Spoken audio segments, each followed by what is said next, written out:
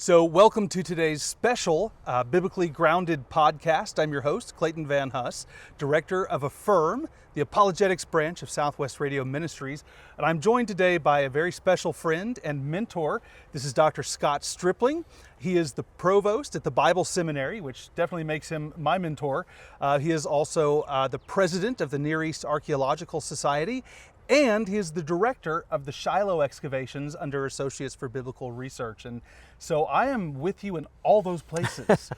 Welcome, Scott. It's good to have you here. It's a pleasure to be with you here. And I kind of made me tired just listening to all that description. Yeah, listen to that. Yeah. So you're a very special guest, and I hope that we get to talk a lot more in the future. But we are visiting the grave of a very special person. This is Sir William Flinders Petrie. He is the father of Egyptian archaeology, but he's much more. And of course, it's customary to put down our potsherds. I thought this would like him. I picked up this Hellenistic shirt, so it gives him something to do in his off time. Wow, I just had a little body shirt. I'm not even sure. Of course, here's a ceramic. Oh, wait, I see the lines. So I'm guessing this is early Roman? Most likely early Roman or Byzantine, lying around here. My mentor, somewhere in there, so someday. So, Scott, who was Flinders Petrie? Well, first let's get his full name. So this would be important. It's Sir William Matthew Flinders Petrie. The Sir was added later when he was knighted. He was an amazing person, and I mean, even his tombstone here, we're in the Protestant cemetery inside the Jerusalem University College campus, and you look at all the tombstones around here, his is different from everyone else's. Yeah. And he would have liked that because he was different from everyone else. Well, he was eccentric. I think next to the word eccentric in the dictionary, there's a picture of him there. He really was. He was brilliant and teetered on the line between being over the edge. His career started very, very young. He was self-taught, ultimately went on to earn master's degrees and a PhD, and he really founded the field of Egyptology, and then in a broader sense, we can also call him, along with Albright, the father of biblical archaeology. Yeah, he did. He came up with a lot of the techniques that we use. Now, you were saying he started early. He was, of course, what are we looking at his setting? Like what's the time frame for his life? Okay, he's born in 1853, and so really as a child, he's already, from the influence of his father, who is a surveyor, he's already interested in ancient things. And so his dad teaches him how to use surveying equipment. Mm-hmm. And so he practices on Roman sites in Britain.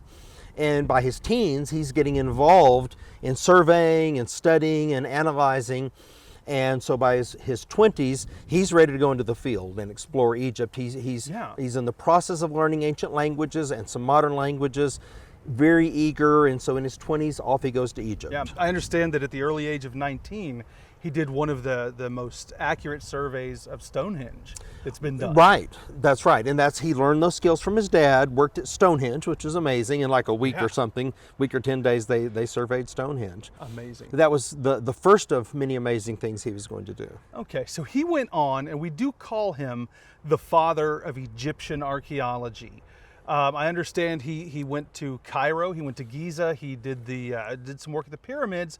But I understand that he did some strange things here. This is where some of his eccentricities play in. He wasn't allowed to get too close to the pyramids. Is this correct? Some of this may be urban legend, so we do the best we can to be factual about it. But as the story has been passed down to us, he lived in a tomb. And by the way, he had met Hilda by this point. Mm-hmm. And so he and Hilda had become a couple, got married, and she was his partner the rest of the way. But he dressed up like a woman because Islamic law allowed insane people to go wherever they wanted. And so he's kind of the earliest cross-dresser, I guess, from this period, but dresses up like a woman, lives in a tomb, and does all of his surveying work. Well, I guess if that gets you into... You do what you got to do. To learn, sure. So before the time of Petrie, archaeology was more of an antiquities collecting, kind of a curiosity thing. What did he do that turned it into what it is today, or at least brought us in that direction? Well, Petrie was the first to recognize stratigraphy, that the older you went in an archaeological site, the older the material became. And so, for example, here was this Iron Age sherd that I brought, and here's the Hellenistic sherd that I brought in, and this is a Roman sherd, and then let's see, we've got an Iron Age sherd I just saw here. Right here. So in these different levels, you know, he would go down and he studied all the pottery and began to, every piece he would draw, and he would study the forms, and he recognized that deeper you went, the older the material got. Right. So what we're looking at here, and for those who don't understand what a tell is, we're actually kind of on one right now in the city of Jerusalem. We're at the Mount Zion Cemetery here in Jerusalem, and Jerusalem is built up. It's one city built on top of another because enemies come in, they destroy the city, different things happen, and you just build on top. And that's what we call a tell, which if you were to take a big knife and slice it, it kind of works like a layer cake. It's a little more complicated, but you have layers that correspond to different eras, different periods. So he took the pottery in these layers and known items, and you've always taught me you work from the known to the unknown, and he takes the known quantities that are in there, objects and things, and the pottery and the layers, and figures out a stratigraphy. And then he did multiple sites to compare. Right. Am I getting the same levels here as I'm getting there? And he was, and so that became our first understanding of stratigraphic analysis. Right. Really interesting because, like, right next to us here, we have Hasmonean ruins, and then Herodian ruins, then Byzantine ruins, and then Islamic ruins. Right. Petrie did the same thing in Egypt at sites like Karnak and Tanis, and that's where he cut his teeth. And when there was just such a public appetite, once he began to publish this material, I mean, everybody went wild, and you had societies were established, you know, the Society for Exploring Egypt, and funding began to come into the site, and many others began to study Egyptology. Right, and then archaeology, as we know it today, began to grow from that. Right. You know, he didn't have all the techniques we have, but he developed a lot. So he came into this area, into the Levant, into the Holy Land, if you will, Canaan, Israel, all this area, and he identified a site as Lachish, but it was not actually Lachish, correct? And that's where he began a lot of his stratigraphy work in the Levant, if I'm not mistaken. Well, that's right. It was really at Tel El Hessi that he identified all the levels. And so Tel El Hessi, later Albright would do Tel Bet Mersim. And those two sites, Tel El Hessi, which is now being, we know for sure what it is, but Tel Bet Merzim, where Albright worked, is under excavation again. But those two sites had the complete ceramic profile. We didn't have carbon dating yet. We didn't have luminescence testing and things like this, scientific metrics. So it was purely using ceramic typology. And you yourself are a ceramicist, so you understand. I mean, you just showed us a moment ago some of your prowess with the sherds here. So he made a couple of very important discoveries for the Bible, if I'm not mistaken. As an Egyptologist, he discovered the Merneptah stele. Now, what is the Merneptah stele? Why is that important to Bible believers? Well, it's funny that his tombstone is a spitting image of the Merneptah stele. I don't know if this is on accident or on purpose, but when I first saw it, I went, wow, that's the Merneptah stele. So it's a 26 lines of inscription. Merneptah is the son and heir of Ramesses II, one of the greatest pharaohs of all time. And he claims, this is about 1211 BC, he claims to have conquered many people here in the Levant, southern Levant, one of whom was Israel. Israel is conquered, his seed no longer exists, nor does Kuru or Syria. So he's listing off the people that he conquered. Right. This becomes an anchor point then chronologically, because this means that Israel is already an established nation by this point to be listed as someone who was conquered. Right, so that helps us to be able to anchor a point in history, to set a time and say Israel existed at this point. Now, we're trying to find out how much earlier they existed, but we know that it wasn't later that they began to exist. So we have a nice concrete place, and that is the Merneptah stele. Now, so another, and I think extremely important find, or something he worked on, you could tell me if he actually found it, and that was the Proto-Sinaitic alphabet down in the Sinai. Yes.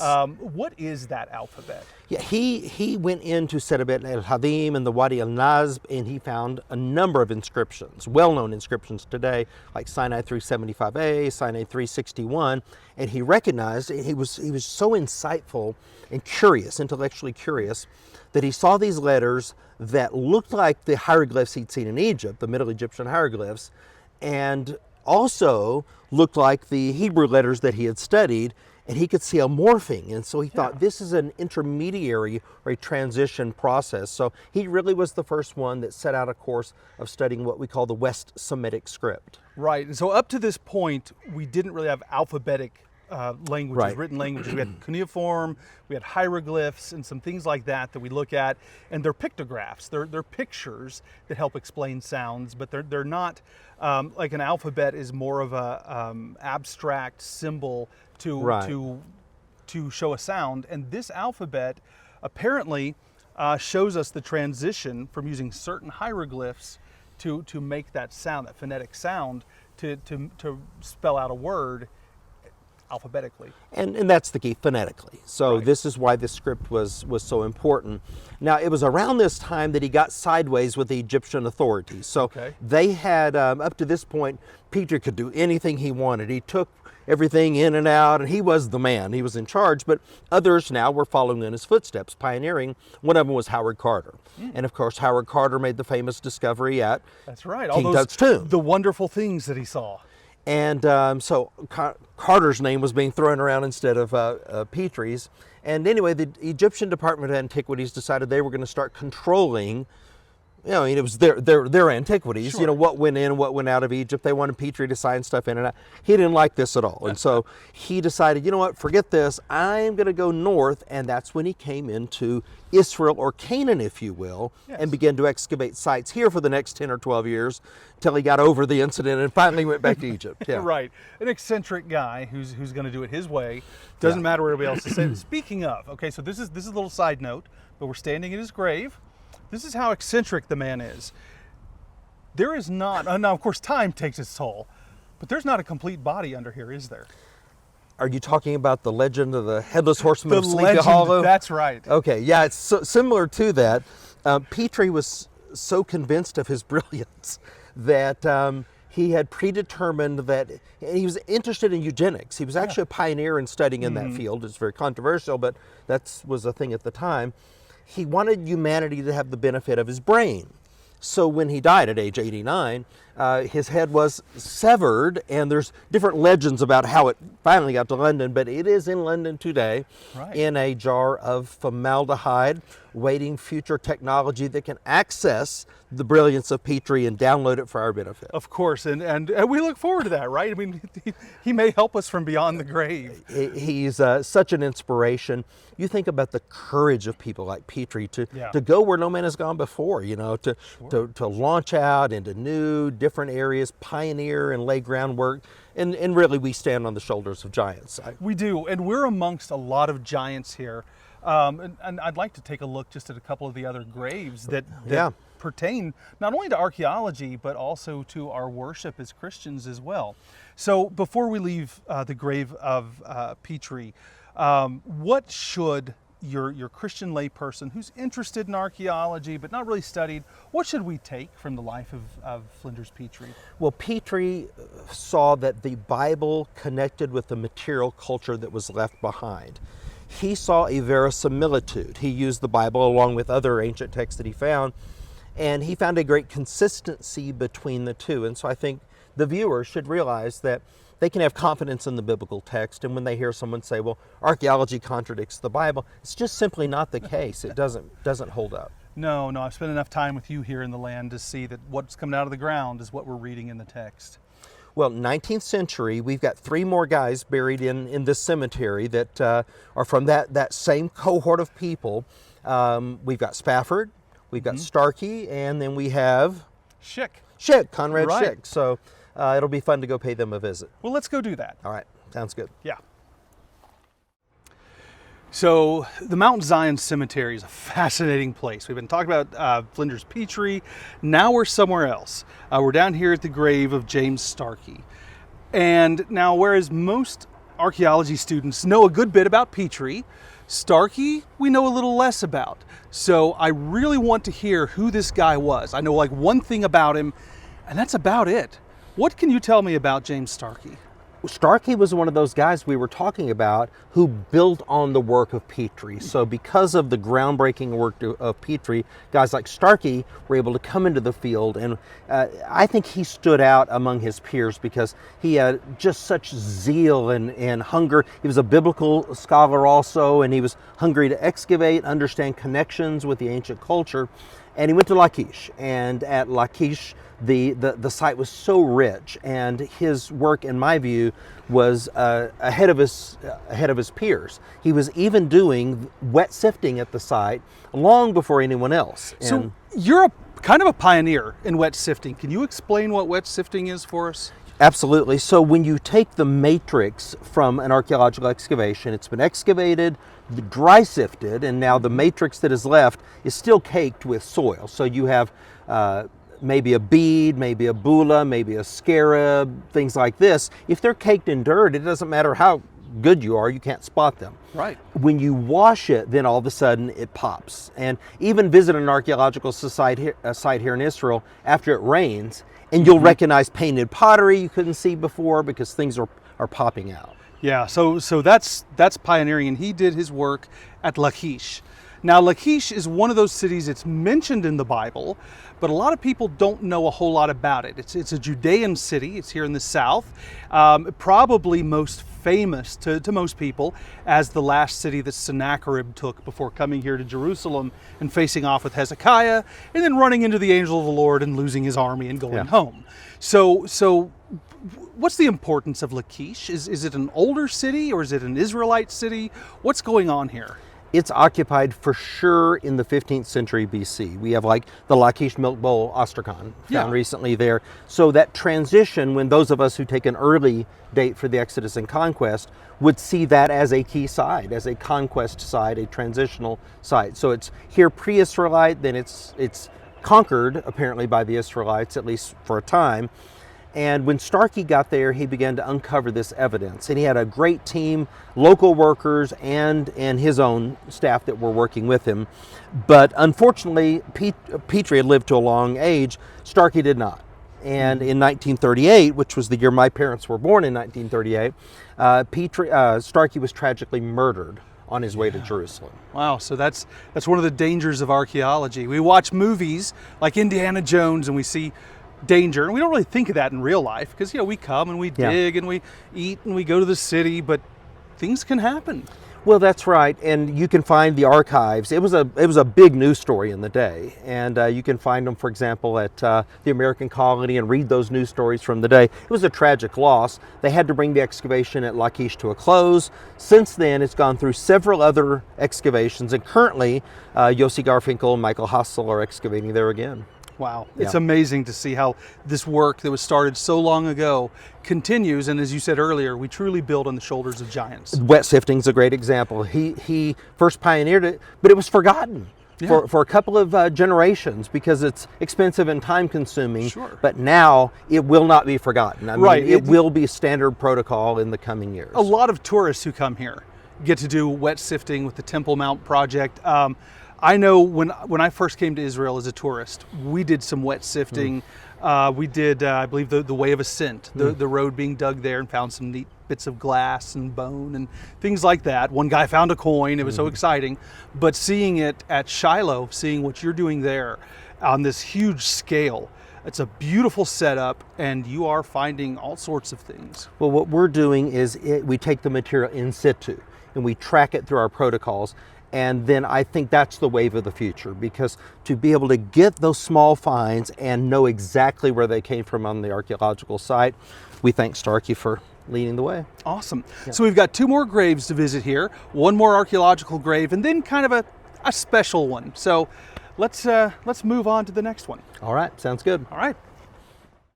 So Dr. Stripling, we're still here at the Mount Zion Cemetery. And now we've found another biblical archaeology grave. That's an interesting term there. So this is the grave of Dr. Conrad Schick. Who was Dr. Conrad Schick? What was his deal? What did he do? Conrad Schick, and by the way, he does have his head with him here. Okay. He's buried in toto, as we believe, with his wife, Frederica, as well. Schick was part of that cohort of 19th century explorers that were breaking ground, and they were tunnelers. I mean, it wasn't just Warren or Wilson, but Schick was right there with them the whole way. When they were tunneling, he was mapping and connecting in with ancient drainage systems all underneath this area. And he built models, and those models still exist today, and we can visit them when, for example, we go to Christ Church. You can see all that network of tunnels that you cannot access today, and so you can see why that's valuable to us as archaeologists. So he was a kind of an architectural archaeologist. He did like maps of what Jerusalem, about what the hills would look like here without anything here, and then as things were put on. So he helped us to visualize what happened here in biblical times. He was an architect, so above ground, and then he was an explorer at heart. And so he was tunneling underneath and finding, and he even left his signature at places along the way. I have it on good authority that his signature can be found. Well, it can. And speaking of Christ Church, when people go to see the model at Christ Church, underground, and one of those tunnels is the signature of Conrad Schick, dated 1863. Wow, that is amazing. Yeah. So, in his work, how did he contribute to our understanding of the land, and especially here in Jerusalem during the time of the Bible? Topography. I mean, with the cooperation of guys like Schick with the others that I mentioned, they were bringing together a knowledge base where we could have a solid understanding of the subterranean world, and then the topography, and then you take the biblical stories and they start to line up. They start to make sense when you get a Sitzumleben or a real life context for them. Well, that is very interesting. So his contributions have helped us to understand the lay of the land, to understand what was going on underground, and people are always interested in those tunnels. They always want to know, is the Ark of the Covenant down there, or is, where do they go? Do they go into the Temple Mount? I understand that one of the tunnels that he explored was there was a natural chalk in there. Was there some talk from, I don't know the source on if it's Josephus, but when the rebels would come up on the Temple Mount, that they were covered in white and they were ghostly because of this, and it could have been because they were using that tunnel. Well, I haven't seen that particular tunnel, but it wouldn't surprise me because he discovered hundreds of tunnels, and they're on his master plans and his drawings and in his models. Wow. Yeah. So some fascinating things from Schick, some things that we're still using today to make our models and to base our work off of what he did. These were largely foreigners. You're talking about Americans, Germans, Brits, and so forth that are collaborating, working together, and they're really laying the groundwork for the next generations, where it's going to become more of a local drive, where we're partnering with the indigenous people rather than coming in as pioneers and discoverers. Sure. Well, times change. Yeah. And the world in which they were digging, we kind of watch the old movies, we get these romantic ideas of these Europeans and Americans coming in and kind of running these digs with all the local workers.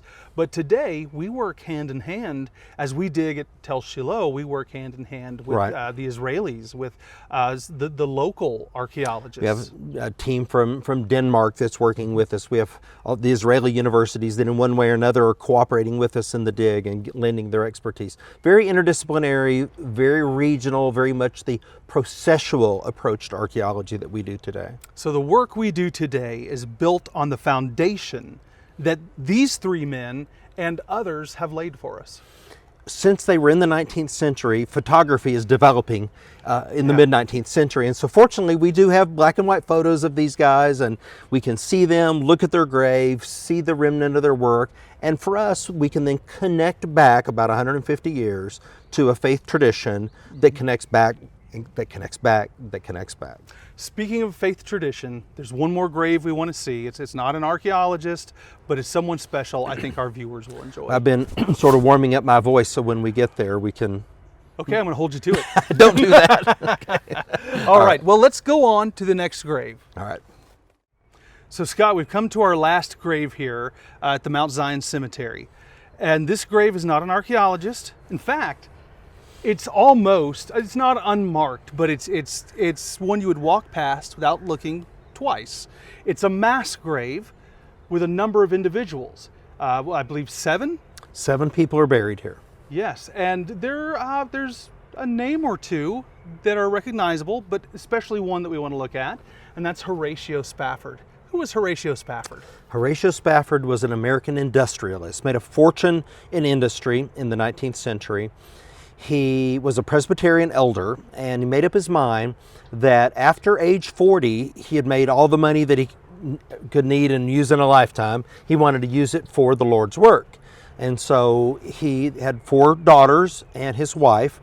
He was trying to wrap up his business affairs in Chicago. And by the way, he was next door neighbors with Dwight Moody, Really? D.L. Moody, the famous Protestant evangelist.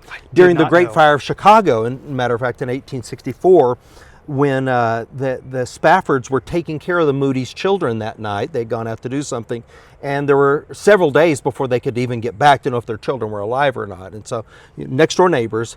When Spafford ultimately died, it was Moody who came over and did his funeral here in Jerusalem at Gordon's Calvary. I did not know that. So And D.L. so- Moody came here and did Spafford's. Preached Spafford's funeral. You know, where the Muslim graves are Yes. at the top, there's now a fence there restricting ingress and egress because Moody stood up there when he preached Spafford's funeral, and since then there's a fence there. But Jerusalem is a fascinating place. You learn something every day. well, that's the beginning and the end of Spafford's life. Let me tell you what happened in the middle. Sure, this is good stuff. So he sends his wife and daughters on ahead of him coming here, and he's going to stay behind for a few more weeks to finish wrapping up his business affairs in Chicago with all intent of living the rest of their life here in Jerusalem and establishing an American colony, which of course you can now visit. Right. You'll see many of his artifacts and handwritten notes and stuff like that that are there. Most importantly are his photographs. He was an avid photographer, and in the 19th century, there weren't a whole lot of cameras around. Right. And he took pictures of everything, so we now have urban sprawl in Jerusalem, but we can go back to the photographs of the great hymn writer, which we'll get to in a second, Spafford, and see what something looked like before that time, and it's of great value to us. Okay, so Scott, you told us that he sent his family on ahead before he made the trip. But something happened. Something that most Christians who sing hymns are aware of, but let's hear the real story. Yeah, it's difficult to even tell the story because it's so emotional, but his wife and his children were on a liner crossing the Atlantic, and unfortunately the ship sank. It was lost at sea. Some people were rescued, but most were not.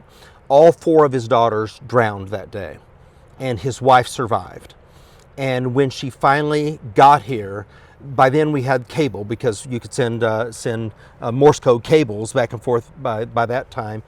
And she sent the message to Spafford, still in Chicago, "I alone am saved, what shall I do?" And at that point, he immediately got on a ship to come over here. Somehow, by the grace of God, they pulled their lives together and founded the American colony, had more children, and that was a tragic chapter, but it wasn't the final chapter. On his way over here, the captain alerted him when he reached the spot where his daughters had drowned. And it was there that he wrote the famous hymn, "It is well with my soul. When peace like a river attendeth my way, when sorrows like sea billows roll, whatever my lot, thou hast taught me to say, it is well with my soul." And when we sing that, when we experience loss and so forth, we think about the hymn writer's loss and the ethos that goes with that. It's really powerful. Sure, and my understanding is as he crossed that spot, he was called onto the deck to look out. Yep. And so when he talks about sorrows like sea billows, somewhere under those billows he was looking at were the bodies of his daughters. Yeah. And so many other people who were lost in that tragedy. I think the faith lesson is that when we experience loss in life, as grievous as it might be, that if we will access it, the grace of God is available to us. And so, we're talking a lot about archaeology and kind of geek out on that, but in the midst of this, these are real people, with real lives and expectations, experiencing grief and loss and life and death the same way that we do. And they had a real faith, a faith that we sing about today. In fact, not too far from here is a beautiful church, St. Anne's, where people will go sing. And I remember my first visit there, the song we sang was "It Is Well." Yeah. I think that I think most Christians would put that hymn somewhere in their favorites list. Yeah, I think so. I know I would. But, Now, ultimately, he does die, and Yes. that brings us to the conclusion of the story. Yeah, how did he end up here? Wasn't he buried somewhere else to begin with? Well, he was. The Catholic cemetery was expanding, and they decided to take the Protestants who were buried there. I guess they thought these guys really wouldn't want to be buried here anyway. They exhumed bodies, and there became a number of mass graves. They knew the names on these tombstones were Protestants. They were well known, guys like Spafford. So they put multiple bodies in a burlap bag with notes saying, this is the body of so-and-so, but they're all mixed up. Sure. And ultimately, then there is a mass grave here, and you can see the names, and among them is the name of Horatio G. Spafford. Sure, and that's not a problem. When the Lord returns and there's a resurrection, He'll know whose bones they are. Ezekiel 37, the bones are going to come back together, so I don't think it's a problem. Yeah. We excavated a number of years ago at Khirbet el-Maqadir, 10 miles north of Jerusalem, a mass grave, but these were murder victims. Yeah. And you had 8 individuals, remains of 8 individuals, and ultimately they all were buried in a mass grave as well. And so when you see this, it brings out the emotion. These are real people. Right, Yeah. right. So we've looked today at the beginnings of biblical archaeology. We looked at the pioneers there, and then we see this man of faith whose story is so well known to us, and we still sing today the words he penned. Can we tie all of this together as believers and as people who are interested in the land of the Bible and the science going on here? What can we take from this cemetery, this Mount Zion cemetery, and the varied people who are here? What can we take from that? Life is a vapor, and we have an opportunity. We're given gifts and we're given opportunity, and when there are open doors, we follow in the footsteps of guys like Petrie and Spafford, and we go through those doors and we try to leave the world better than we found it. These were all Christians that we're talking about here today. Because people of other faiths, of course, have done great archaeological work too. But there were people behind the scenes who were funding these expeditions. For everyone who could come here, there were thousands who couldn't. But they wrote checks and gave offerings, and they helped this work that helps illuminate the world of the Bible. There are people out there who will try to use archaeology to tell us that it contradicts the Bible. The work that we do is only possible by thousands of friends and volunteers who catch the vision and help us do what we do. Well, Scott, thank you so much. It's been a real pleasure. My friend, my mentor. Appreciate you. I appreciate all the work you do here, and that we get to work together. So, Dr. Scott Stripling, and has been our guest today, and what a time we've had. So good. Look forward to more. Awesome. All right. Thanks.